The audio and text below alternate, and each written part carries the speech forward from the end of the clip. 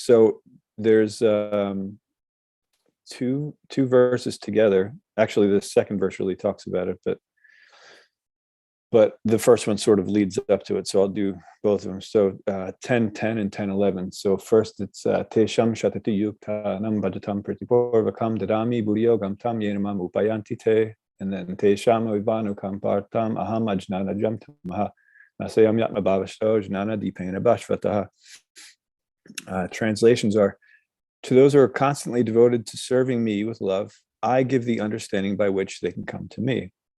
To show them special mercy, I, dwelling in their hearts, destroy with the shining lamp of knowledge the darkness born of ignorance.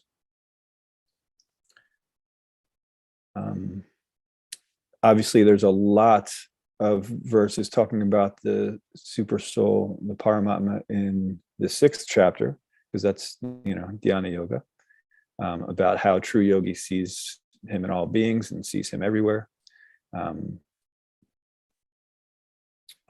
Like that. Let's see here.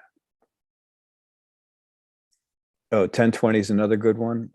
I am the super soul, O Arjuna, seated in the hearts of all living entities. I am the beginning, middle, and end of all beings. Then again someone have something? No, Prabhuji, I was just about to say that 10:20. Oh, good. Anyone else before I plow through? 6:7, Prabhuji. Yeah. For one who has conquered the mind, the super soul is already reached, for he has attained tranquility. To such a man, happiness and distress, heat and cold, honor and dishonor are all the same. Good. Yeah, that's a good one. Anyone else?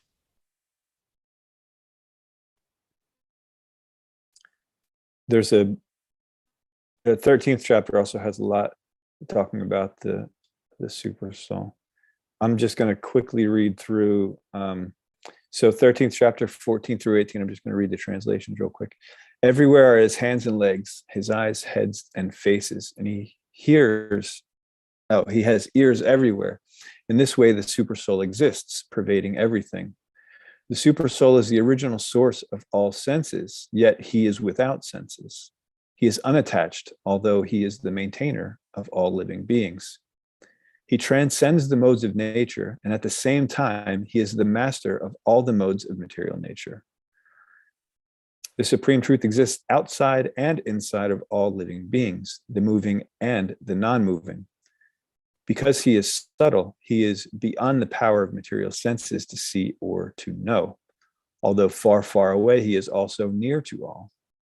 Although the supersoul appears to be divided among all beings, he is never divided. He is situated as one. Although he is the maintainer of every living entity, it is to be understood that he devours and develops all. He is the source of light in all luminous objects. He is beyond the darkness of matter and is unmanifested. He is knowledge, he is the object of knowledge, and he is the goal of knowledge. He is situated in everyone's heart. So this is talking about, some of these things seem, unfathomable, the way he exists and everything. Of course, Krishna, he is quite unfathomable to us with our material minds. We can't understand it, but he exists in all these different capacities. And even though he maintains certain things, he's completely detached from those same things that he maintains, right? And then 13, 28, and 29, one who sees the super soul accompanying the individual soul in all bodies, and who understands that neither the soul nor the super soul within the destructible body is ever destroyed, actually sees. One who sees the super soul equally present everywhere in every living being does not degrade himself by his mind. Thus, he approaches the transcendental destination. Okay, those are, that's some, and there are a few other examples, but that, I think we covered the Gita pretty well. Now, there's a verse in Srimad Bhagavatam that most of us have at least heard, because sometimes people use it in their when they're singing their invocation prayers. Some people sing it. It's 1, 2, 17. Anyone Anyone know that? It starts with Srinvatam. Shrinvatam Swakatha Krishnaha Punya Shravana Kirtanaha Hridyantasto Hyabhadrani Vidunoti Suritsatam. Good. Sufrit in the heart. Sri Krishna, the personality of Godhead, who is the Paramatma, super soul in everyone's heart, and the benefactor of the truthful devotee, cleanses desire for material enjoyment from the heart of the devotee who has developed the urge to hear his messages, which are in themselves virtuous when properly heard and chanted.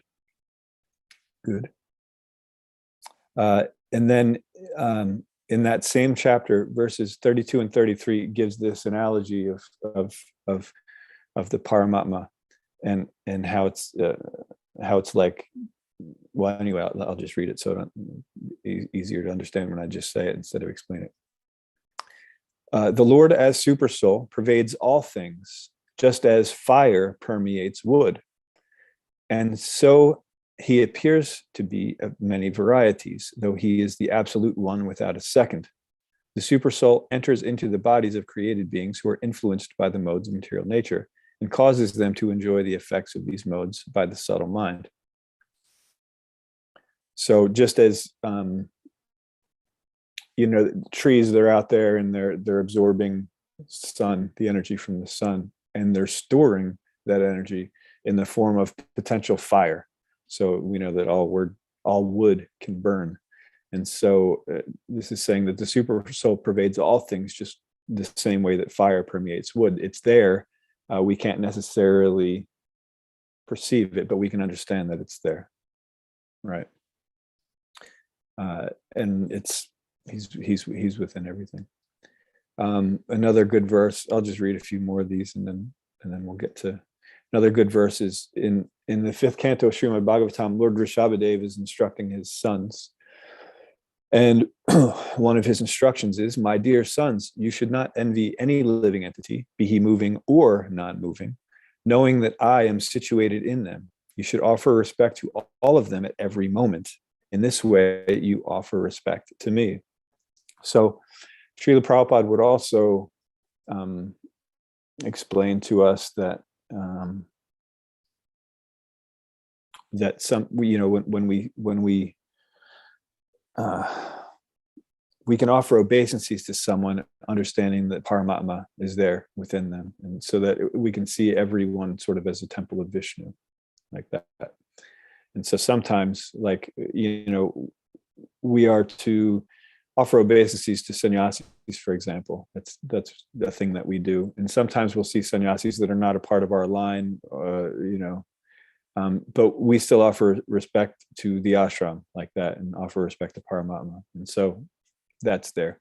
So if we understand that Krishna is within everything, then we're never disrespectful to anything, not even inanimate objects.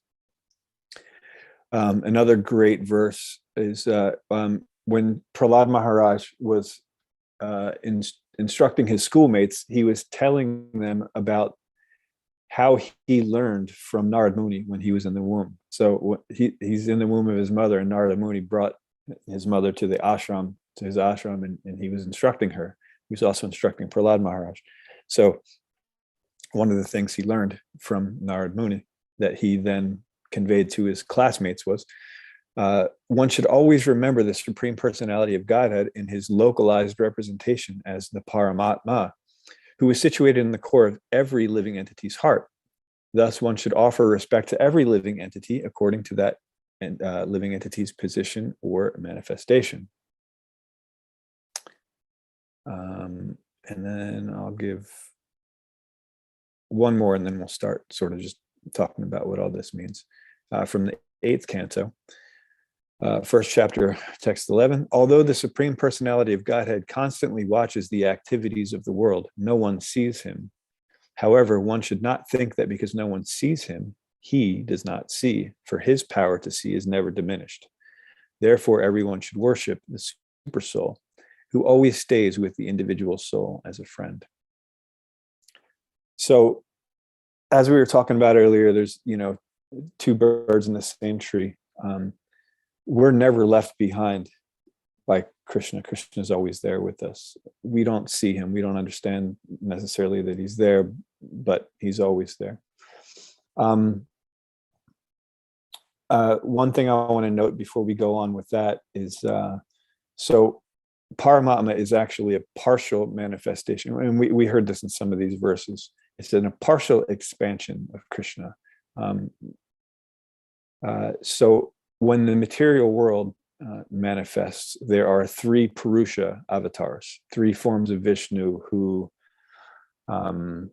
facilitate the material world, right? And so first there's Mahavishnu, also known as Karnadakashayi Vishnu. He's this very large Vishnu form who lies in the Karna ocean, also known as the Viraj River, which separates the spiritual realm from the material realm. And he's just kind of laying there on the ocean, and as he's breathing, all of the universal systems pass through his pores. As he exhales, all these unlimited universal systems are coming out from his pores. And then as he inhales, they're all coming back into his pores. So they're going out and coming back in as he breathes. And each of these unlimited universes, they're all these little sort of balls, these universes, these bubbles. And within each of these bubbles, we read from the 5th canto that each of them is halfway full of water. And then within each of those universal bubbles is another form of Vishnu, Garbhodakashayi Vishnu. And from Garbhodakashayi Vishnu, there's a lotus stem that comes up, and the lotus itself is where Brahma is. And then Lord Brahma, after meditating, understands how to expand the universe from that lotus stem. And so each universe is then created like that. And so there's unlimited of these universes. We're in one of them. We're in a very small part of one of them. And so that's Garbhodakashayi Vishnu. And then there's Kshirodakashayi Vishnu, who is the super soul, also known as Antaryami. So he's a partial expansion. In today's verse, we learn through the commentary of Srila Vishwanath Chakravarti Thakur, we understand that although Paramatma is a partial representation of the Lord and he's present everywhere, sometimes, like in this case, in today's verse, Krishna himself actually takes that position. It's Krishna anyway, right? But it's a partial expansion of Krishna that's within everyone's heart and within every atom. But when dealing with a devotee, Krishna can take the place. So in other words, he's already there. The potential is already there anyway. But Krishna himself actually goes to protect instead of having the forearm partial expansion like that every atom has. So I actually want to read a couple of purports before we go further. In 2.10.30 in the purport, I'm just going to read this very quickly. The heart of every living entity is the seat of the supersoul, Paramatma, a plenary expansion of the Supreme Personality of Godhead. Without his presence, the living entity cannot get into the working energy according to his past deeds. The living entities who are conditioned in the material world are manifested in the creation in terms of respective inclinations inherent in them, and the requisite material body is offered to each and every one of them by the material energy under the direction of the supersoul. This is explained in Bhagavad Gita. When, therefore, the supersoul is situated in the heart of the conditioned soul, the requisite mind is manifested in the conditioned soul, and he becomes conscious of his occupation, as one is conscious of his duty after waking up from slumber. Therefore, the material mind of the living entity develops when the supersoul sits on the heart, after which the mind, the controlling deity, the moon, and then the activities of the mind, namely thinking, feeling, and willing, all take place. The activities of the mind cannot begin without the manifestation of the heart, and the heart becomes manifested when the Lord wants to see the activities of the material creation. So I wanted to read this purport to really bring out the fact that it's not that Krishna is just there always with us. It's that we couldn't exist without him being there. Even when, so, we've misused our free will and we came to this material world as a result of that. And so we're in this illusory situation. We have this material body, but even this material body wouldn't work. Nothing works without Krishna. Everything's a part of Krishna. So here we are trying to, be independent from Krishna. And, we're given this illusion, but even the illusion doesn't work unless Krishna is there, right? Imagine that. So the illusion that Krishna isn't important requires Krishna to be there in order to make it happen. So, that's just that purport was a way to point out that not only is he there observing and guiding us along, but if he weren't there, we wouldn't even be able to do any of this. Nothing would work. The mind wouldn't work. The intelligence nothing would work without him sitting there. And then another one that I wanted to read is from the third canto, 4th chapter, 11th verse in the purport. It says, in everyone's heart, there is a representation of the superconsciousness or supersoul, who gives memory to the partial consciousness or jivatma of every living entity. The living entity as partial consciousness forgets incidents of his past life, but the superconsciousness reminds him how to act in terms of his past cultivation of knowledge. So we talked about that earlier with the two birds in the tree, and then with Krishna and Arjuna. Krishna saying that he remembers all of the things and you don't, but he gives us it sort of, to us, it just feels like we just know it. It's like common sense, sort of what we call it, but it was actually given to us by Paramatma. And it's also described that Paramatma gives the intelligence by which bees can build their houses and collect honey. So every living entity is guided by Paramatma. The reason that we have instincts, that it's not that we actually have instincts. We don't instinctually know anything. It's that Paramatma is feeding us this information, whatever information that we need. Paramatma is also known as the Chaitya Guru, the Guru from within. Kaivalya Prabhu explained that when it came up in the verses a couple of weeks ago, so we don't have to get too much into that. And then I'll read one more purport, and then then I'll sum up sort of what we were talking about and get back to how we started.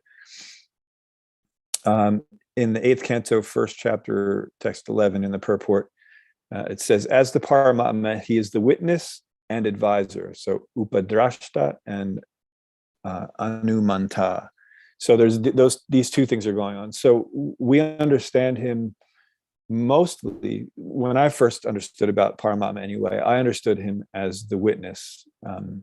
But as we've read in these other purports, he's also the advisor. He, the things that we think are instincts are actually Paramatma. Now, Paramatma can be confused with the mind, because sometimes we have a voice in our heads telling us to do something, but it's actually the mind, right? And sometimes we want to think, no, it's Paramatma. This is Krishna's arrangement. This is why I'm doing this. And that's why we're here in this material world, because we want to cheat the Supreme Lord by trying to be independent from him. So naturally, we will try to justify something that's happening in our mind as being Paramatma. But we can understand the difference between, advice from the mind and advice from Paramatma by verifying with Guru, Sadhu, and Shastra if this is something that's actually improving our Krishna consciousness, or if it's just further cultivating our self-consciousness, right? So that's one thing that we have to be conscious of. And that could be a whole class in itself, understanding the difference between being guided by, the Chaitya Guru, Paramatma from within, or, being drug around by the mind. I think we'll save that for another day, though. So let's just get back to the verse that I quoted in the beginning, 1-11, talking about the learned transcendentalist called this non-dual substance Brahman, Paramatma, and Bhagavan. So, like I said, non-dual substance, it's not that there's three different things and these people are realizing these three different things. It's actually the same exact thing, but people see it in a different way for whatever reason. And they even argue over it sometimes. So what I'd like to do is, if whoever's the host right now, I think it might be Drona, can you allow me to share my screen? I want to. Sure. Okay. I want to play some. I have these videos that I made. I actually made it for something else, but. Okay, you should be able to do it now. Okay, let me see if that works. Ooh, I can pick which one. Okay.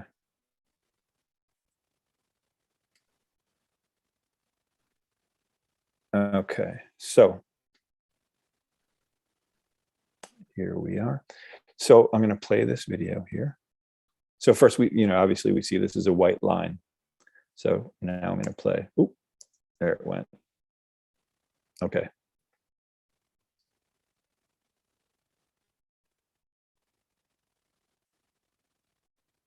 So simple as that. What we saw was a white line, and then at one point there was a green dot that expanded, and it's sort of, this line continued across, and then at one point it came back. So I'll play that again. So we see white line, dot, and it's expanding to a line, and then it retracts, and then there it is, a dot. Now it's gone again, right? Does everyone agree that that's what we saw? Yeah, right. Yeah. Okay. Now I'm going to show another video that I made. So here we're looking at a white rectangle, and a green dot appeared, and then it became bigger to a circle, and then it retracted back down to a dot and then disappeared, right? We'll look at it one more time. Right. So we were looking at a white rectangle, and then a dot appeared, and it got bigger as a circle, and then it went back down. Everybody agree that that's what we saw? Right? Yeah. And then there's one more video.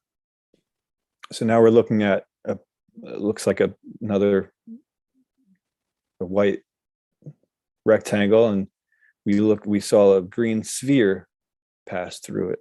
All right. So sort of passing through that plane. It just, dropped right through.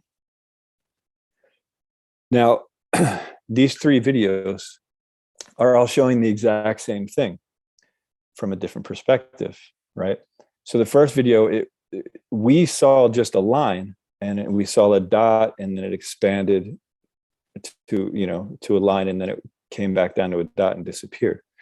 So if you think of this particular video here, this one with the sphere, I'll do it again. And if you think of just looking at it from the side of the plane, and all you see is a line, this is actually that's what you would perceive. You would perceive a dot and then a line coming out and then going back in, right?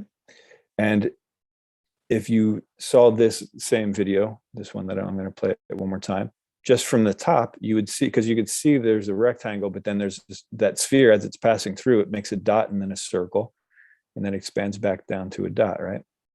So I'll stop this now. Get rid of that.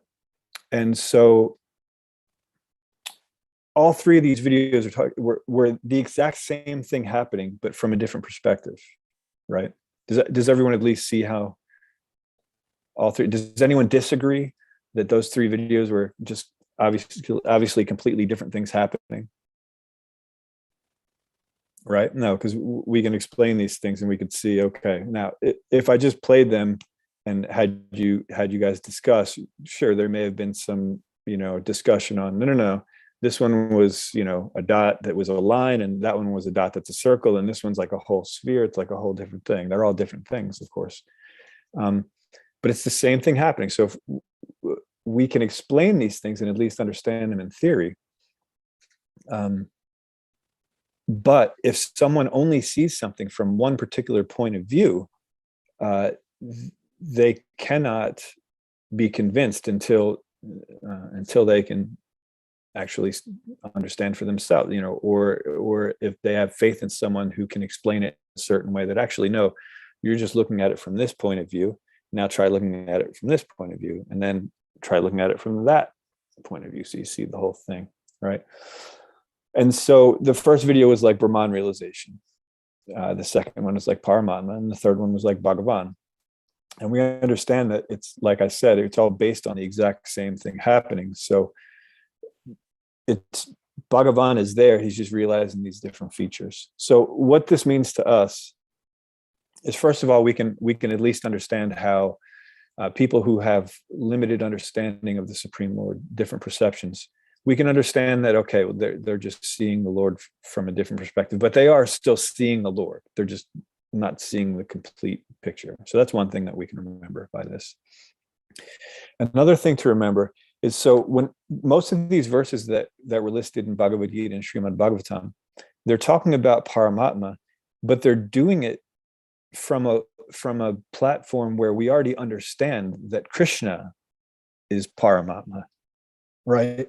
We're not understanding it from, first we understand Brahman, and then we understand Paramatma, and then we understand Bhagavan. We're saying that, no, Krishna, the person who's, giving these instructions, expands and enters each living entity's heart, and even every atom, right? So we see it in that way. So when we hear about Paramatma, we're understanding it already as, as its connection to Krishna. Yeah. Whereas people who are trying to understand spirit through a different process, in a different way, they're not using that process. So they're sort of having to get there from a lower sort of platform. And so another thing that we have to keep in mind as aspiring spiritualists is, we see that, sure, Krishna is the source of all of these things. And then a lot of times we also think that we're beyond, we as aspiring Vaishnavas who understand that Krishna is a person, since we understand that, we're sort of beyond these other forms of realization, the Brahman and Paramatma. And to some extent, there's some truth in that. But there's also, what we have to understand is, so anytime I have to give a class on the universal form, I bring this up, that the universal form of Krishna, right? This is something that generally it's attractive to those who are either on the Brahman or Paramatma, realization. It's not something that anyone who appreciates Bhagavan would really want to see. We want to see Krishna's sweet personal form. We don't want to see this ghastly form that shows, all devouring time, and it shows all these things, and it shows the supreme majesty of Krishna. It's something that pure devotees, that's not something that they really want to see for that long of a time, because they want to experience their relationship with Krishna. So, and that's, in that regard, sometimes we sort of skip over these sections about the universal form. And it's unfortunate, because the universal form, it is still Krishna. It's Krishna expanding for us. And the reason it's unfortunate that we skip it is because we actually have a lot to learn from it. Of course, we have a lot to learn from Bhagavan, but what we have to do is, if we look at our lives and examine how we spend our time, we're aspiring Vaishnavas, so we're at least chanting some of us are chanting 16 rounds, some of us are chanting more, some of us are chanting fewer rounds. There's certain principles that we're following like that. We try to meditate on Krishna for a certain time of the day, but we find that this is not something that we're spontaneously attracted to 24 hours a day. There's other things that we do. There are other attachments that we have, material attachments. We have things that we are attracted to, and we spontaneously deal with those things, interact with those things, whether it be, entertainment, some things for entertainment or for making money or for whatever the case may be. We're attracted to things in this material world. And the purpose of Krishna expanding as this universal form is to show us all how whatever we're attracted to, it's actually just Krishna, right? So when we read these descriptions of the universal form, we're understanding that the thing that I'm attracted to, whatever it is, it's actually just Krishna's energy. And that's the reason I'm attracted to it. Unfortunately, I'm taking that attraction and I'm using it to serve my own senses instead of using it to serve Krishna, right? And so it's not that the things that we are attracted to and attached to are bad. It's just that the way we are attracted to and attached to them is bad. So, and the way to fix that problem, it's not to try to prematurely renounce a thing if we're attached to something, and then we just say, oh no, I got to stay away from that. But if we're attracted to it and we're attached to it, we're always going to sort of get back to that, right? So the proper way to deal with something is to engage it in Krishna's service. We understand this from Bhagavad Gita. This is the basis of our philosophy. And so when we read the descriptions of the universal form, we're understanding, first of all, how the things we're attracted to are actually, the reason we're attracted to them is actually because of Krishna. It's not because there's something necessarily inherently wrong with us, but we're seeing it in the wrong way. We're trying to use it to please our senses instead of pleasing Krishna.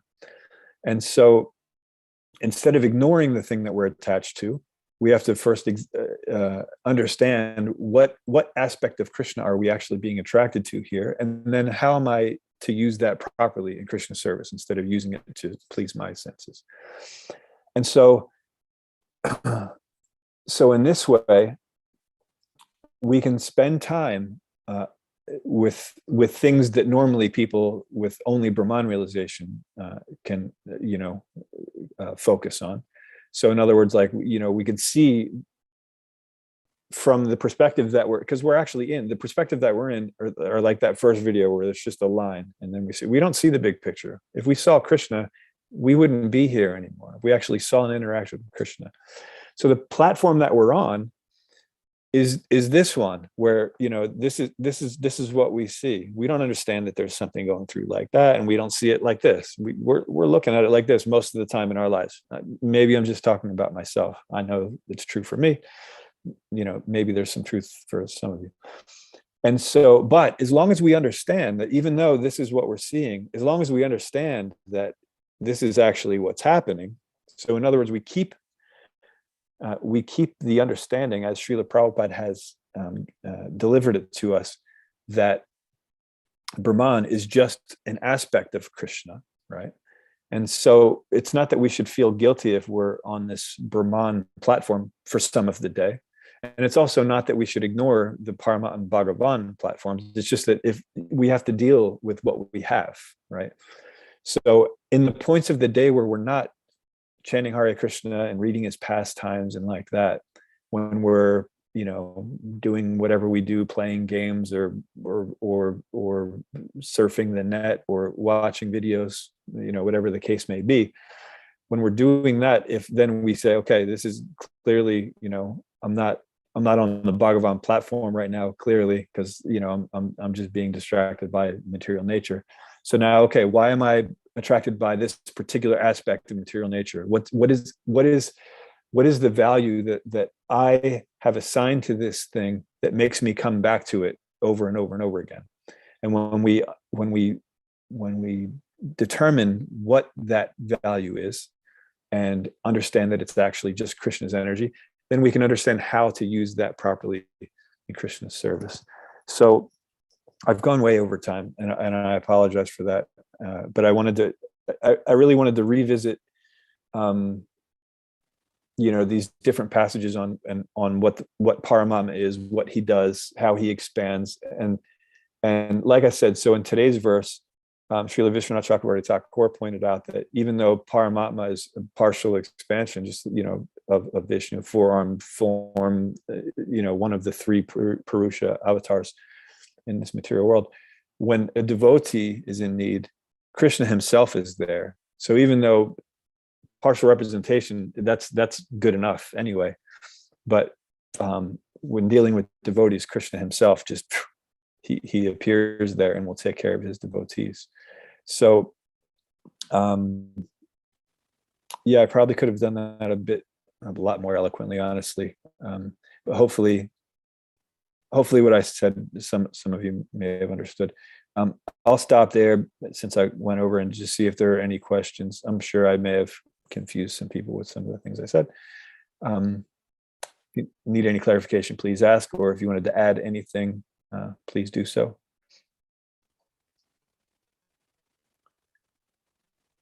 Hare Krishna, Prabhuji. Hare Krishna. I really appreciate your classes because you really go deep and you meditate on it and then you speak instead of just like how I would do. I would just like a parrot, I just see the scripture and I repeat it. So I see that consistently in your classes. You really, you spend a lot of time meditating on that, looks like, and then, you like kind of churn it and then you give it.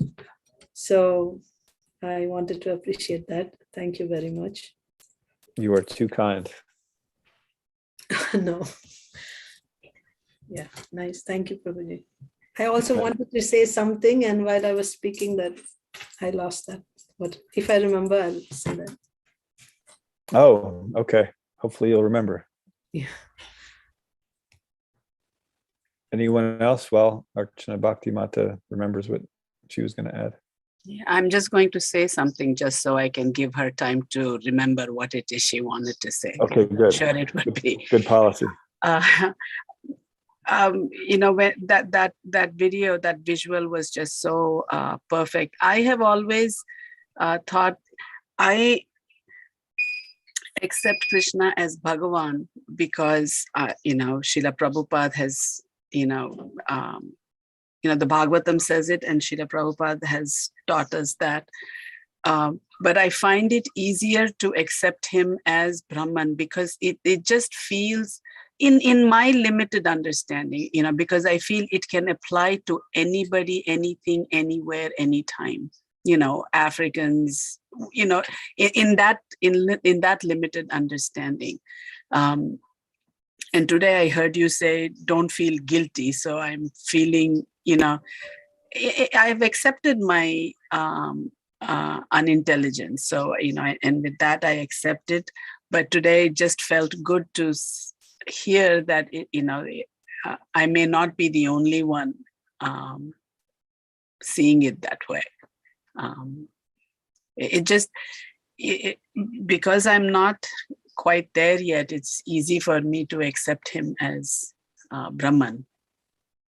But I understand, I know that I don't know everything there is to know. The ultimate truth is that he is Bhagavan, and I am sure I will get there one day. Not there quite yet. Yeah, the fear is that if we focus on these things, these lower realizations, is that we're going to get stuck somewhere we don't want to be. Like the Brahmavadis go to the Brahmajyoti. We don't want to merge with Krishna. We want to play with Krishna, right? But since we're not spontaneously attracted to that right now, what we have to do is deal with what we have, because Krishna is within everything. And so it's not like we're going out there and just trying to enjoy our senses. No, we're trying to figure out, because we're already spontaneously enjoying, trying to enjoy our senses. So this aspect of and it is Krishna, it's Bhagavan who did this, but this aspect of his allows us to understand why we are attracted to something, and it's always just him that we're attracted to anyway. And so it's just, all we have to do is flip that switch from trying to enjoy it for ourselves to trying to use it in its proper position. And so when we do that, then we can start appreciating more the person Krishna who has done all of this for us. Because like I said, we've misused our free will to to try to be independent from him, which is impossible. There's no such thing as independent from the supreme whole. We're part of him, right? And so even though we're trying to forget him, since this illusion doesn't work without him, he's there, but he's the closest thing to us. There's the spirit soul and there's the super soul. He's the closest thing to us, but we don't see him because he stays out of sight, because he understands, well, this particular jiva, he's not ready to see me yet. So I'll just, whisper in his ear to not make any mistakes. I'll witness and I'll give him guidance.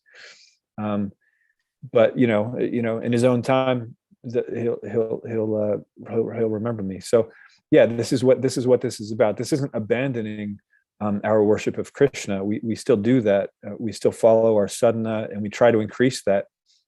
But if we learn to appreciate Krishna in the areas of our life that we are currently being distracted from him, then what we're doing is we're turning our material attachments into tools for our self-realization. And that's what Krishna consciousness is all about. It's using whatever you're currently doing and engaging that in Krishna service. And then basically when we do that, it just dissolves our material conditioning, and then all that's left after all of the conditioning is dissolved is the pure soul. And so, and there we are. And as this is all happening, like I said, we're appreciating Krishna as a person. We're understanding who he is, the things he does, the sacrifices that he makes for his devotees. And it's natural that we fall in love with him. And then, there we are on the Bhagavan platform. So yeah, we shouldn't be embarrassed or fearful that we're going to end up in the wrong place by doing these things, because we have this advantage that Srila Prabhupada has presented these things in a certain way that we understand that these are all Krishna. We understand the person behind it. We don't see him or understand his character completely, but we understand that that's who it's coming from. And so, we're making our way. And so that's good. We're progressing. That's the important thing. But yeah, we shouldn't be embarrassed or afraid that we're going to be, as long as we have that goal in mind, the actual goal, then we'll continue on. It's like being stuck in a bad city. Like sometimes, most of you are from Philadelphia. I don't know if anyone's ever accidentally made a wrong turn. You go over the Ben Franklin Bridge and you're in Camden. No one wants to be in Camden. You don't want to get lost in Camden. It's like it was the murder capital of the nation for many years running. And so, sometimes you end up in Camden and you're like, but you're not doomed. It's like, if you understand that there is something beyond Camden, there's ISKCON Philadelphia, and all you have to do is, follow the directions to get out of Camden. You'll get out of it, right? But some of us we're just in Camden, so we just have to deal with it, And as long as we have that goal in mind and we follow the steps to get to that goal, then we're in good shape. Now, if we, decide, no, Camden's not so bad, let's just stay here, well, then that's not the best decision. But like I said, since Srila Prabhupada has given us, he's presented us these different aspects of Krishna in such a way that we understand that, okay, no, it is a person behind it. We just don't know who it is yet. Then, gradually we'll get there. I saw that, Archana Bai, I saw you unmuted again. Did you remember? Yes, Prabhuji. Actually, when you were talking and when Shobha Radhe Mataji was talking, I remember, because it falls in the same lines. Good. So I had studied in Bhakti Rasamrita Sindhu that jnana, knowledge, as you said, this contemplation and trying to understand things in the right perspective. So that is actually helpful. It's like the entrance, the door to bhakti. So you can use it in the beginning to enter into bhakti. But if you, as you said just now, giving the analogy of Camden, if you just hold on to that, if you're just simply on that mental plane, just trying to understand things, then you get stuck there. But it is certainly very useful. I wouldn't say it's required, but it is very, very useful for most of us, to enter into bhakti, that, jnana in the beginning. So that was what I wanted to say, Prabhu. Yes, thank you. Yeah, definitely not required, because bhakti comes from bhakti, and that's all. But how I usually explain to it when I'm talking about things like this or things like varnashram, it's what I call the stepping stone principle, right? So if we're on one side of the river, we want to get to the other side. Stepping stones are beneficial. We step on, we don't want to get our feet wet, right? Now, one person can argue that since we're not actually staying on the stepping stones, that they're not important, right? You're going to leave it anyway. So what's the importance?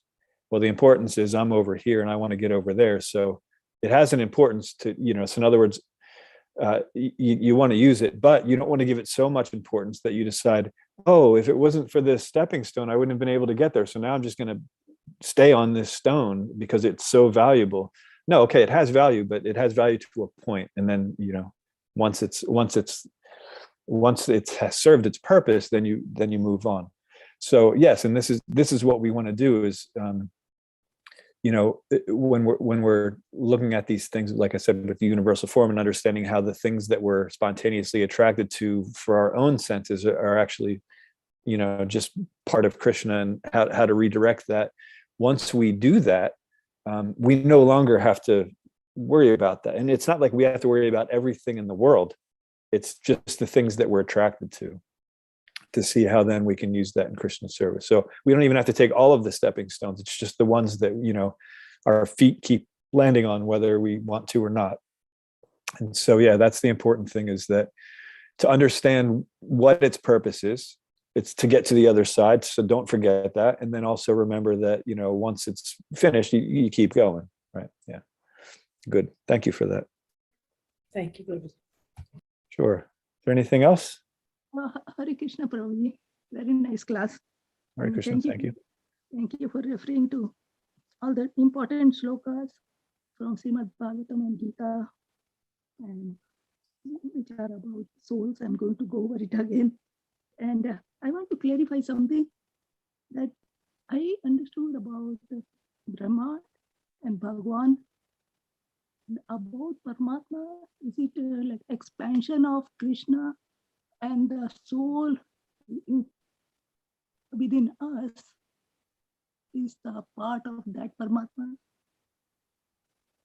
but not the Paramatma. The souls that we have within us, the souls are the part of the Paramatma, but not exact Paramatma. And Paramatma is the expansion of Krishna. So our soul is not Paramatma, but the part of the Paramatma. That's what our soul is, Paramatma. Not sure I understand the question fully. So the soul is Atma, and we're part of Krishna. So in that sense, you could sort of say we're part of, but we're not really part of Paramatma, because Paramatma is already just an expansion. So we're not part of that particular expansion. So in a way, you could sort of say that, but it's just that we understand that we are individual souls, we are marginal potency, and then, So a soul is, we cannot say the soul which is within us is Paramatma. We cannot say equal, but just part of the Paramatma. Kind of. I wouldn't even necessarily even put it that way, because it might lead to some confusion. But it's like like the analogy is there with the two birds in the one tree. It's the individual soul is there and the Paramatma is there. So the Paramatma is in everything, and even every atom. And like I said, in one sense, since we're part and parcel of Krishna, you can sort of say that, but it also could lead to some confusion. So those who are on just that Paramatma realization, the yogis, they understand that, since they understand the localized aspect, they don't understand the personal aspect of Krishna, but they understand the localized aspect, and they understand that everyone's connected. And so some people, or the people that are on that level, they don't distinguish between the soul and the super soul. They think that somehow it's all the same. So the same thing that's in me is in you, which is in a sense true. We're both soul, but there's a distinction. Each individual soul is different. So the way you're wording that probably could lead to some confusion. It's not necessarily wrong in a sense, because we are part of Krishna. but it's not that, it's not that the super soul came in and then the individual soul like pops out, like, like a part of it. It's, the soul was there and it desired to come to the, to be independent from Krishna. So we came to the material world. And then because of that desire, then Krishna expands as these Purusha avatars to make the material universe. And, and then Paramatma is, one of the three. And so, no, I wouldn't really say that the soul is part of the super soul, because of that, because the soul's there before that expansion even has to be made. But like I said, in a sense that, since Paramatma is non-different from Krishna, he's an expansion, but the potential is there, then you can sort of say it. I just wouldn't, because like I said, that could lead to more confusion. Did that make sense? No, it didn't. No, I'm sorry. The soul, soul is, we say that we are part and parcel of Paramatma. Can we say that? I would say part and parcel of Krishna. I wouldn't specify Paramatma. Okay. So Yeah. part and parcel of Krishna. So we have some qualities of Krishna, but we are soul is separate from the Paramatma. But Yes. soul can be connected to Krishna because we have qualities of Krishna, some qualities. But the Paramatma is separate from the soul. Right. So we can say that it were part indirectly. Sort of, but like I said, I wouldn't even do that, because then it leads to confusion. Because like I said, the yogis, they don't make a distinction. So, they sort of think they're also just merging back into the great energy, and that's not what's going on. There's a difference between Paramatma and soul. Atma and Paramatma. Yeah, thank you very much. Okay, good. Thank you. Yes, thank you. Anything else?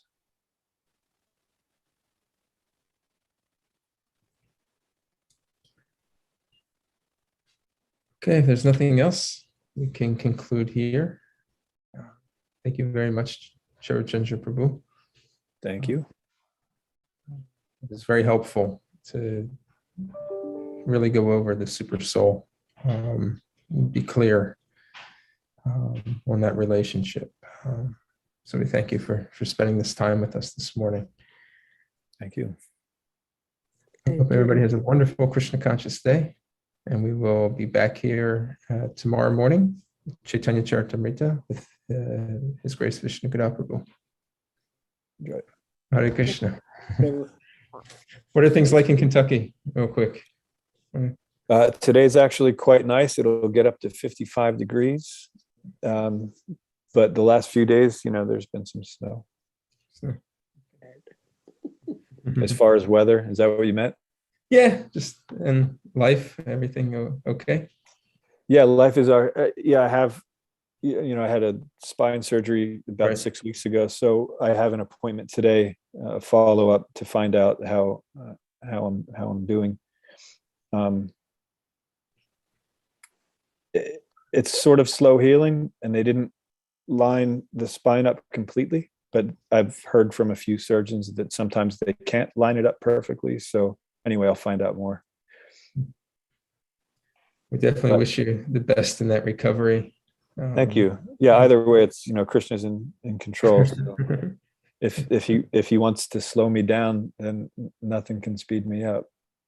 But yeah, the plan is, once the weather is nice, if I can move again, then I'll continue building some houses on the property, and that way we can have better facilities for the guests that want to come.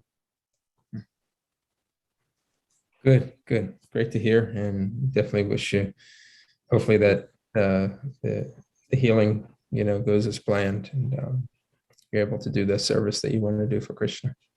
Thank you. And how's Philly doing? Are we gonna open back up soon? Yeah, we're hoping to. We haven't decided whether this week we'll open up. Just kind of taking a look. We'll make the call the next day or two, but it's on the horizon to open back up. Typical Philadelphia weather, below freezing in January.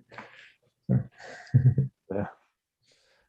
But no, it's we're still able to stay connected and keep learning, via this online platform. So definitely grateful. Jai. Hare Krishna, everyone. Vachakopatrubhischa, Kripasinubhyavcha, Titanam Pavanebhyo Vaishnavebhyo Namo Namaha. Srila Prabhupada ki jai, Srimad Bhagavatam. Jai. Thank you very much, Prabhu.